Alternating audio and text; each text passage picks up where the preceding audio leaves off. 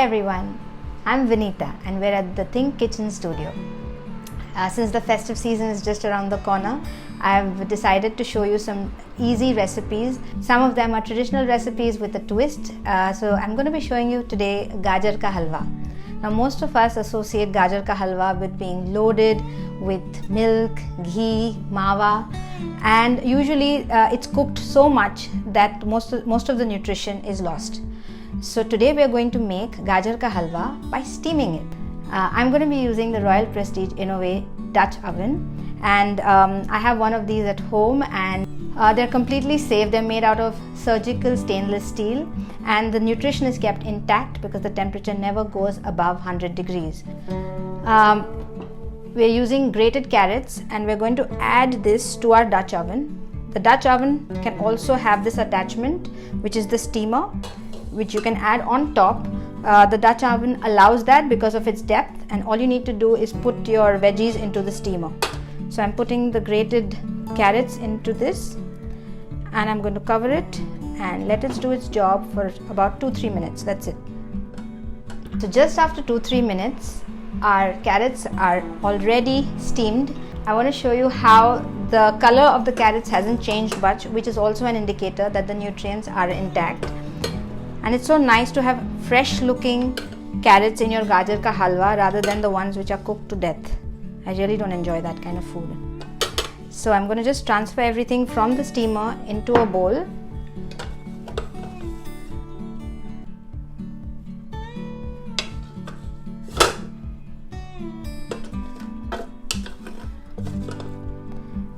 And now here's the fun part. We're going to be using cashew butter. This is just roasted cashews which has been made into a butter, and this is the fat that's going to make this dish taste like the real thing. So we're going to add it into the steamed carrots. And you might say, oh, isn't this too many calories, Vinita?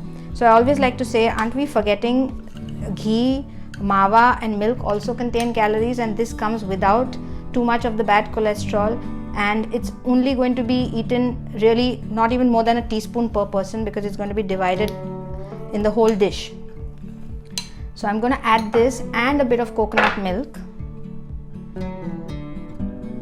and I'm going to mix this all together so that the cashew butter and the milk gets nicely mixed and slightly cooked also with the steam.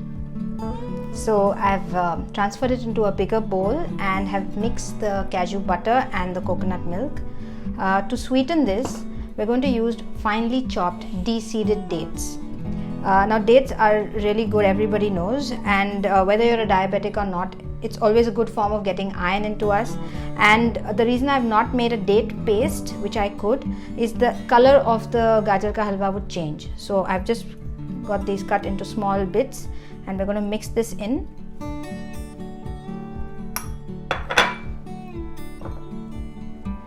And some raisins. And these are some roasted and slivered almonds which I'll be adding. I'm going to keep half for the garnish. And now I'm going to give this a quick mix. And after this, I'm just going to shut the Gajar ka halwa for a few minutes for all the flavors to come together. And while it's still warm, that's when we can serve it.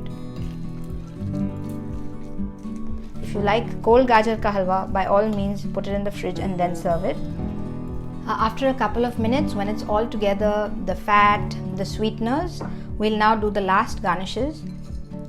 Some slivered pista, the remaining of the almond slivers, and of course our most favorite ingredient, elaichi powder. I always prefer putting this right at the end because it doesn't require any cooking or steaming, and it brings out the flavor even more when you do it at the end. So our Gajar ka halwa is ready. Usually you slave over it for hours, but this was ready within a few minutes, and it's nutritious, it's healthy, it's sugar free. So by all means go out and enjoy it this festive season.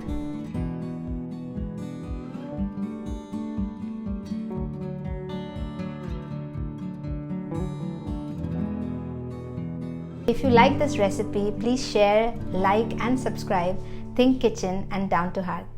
Keep watching.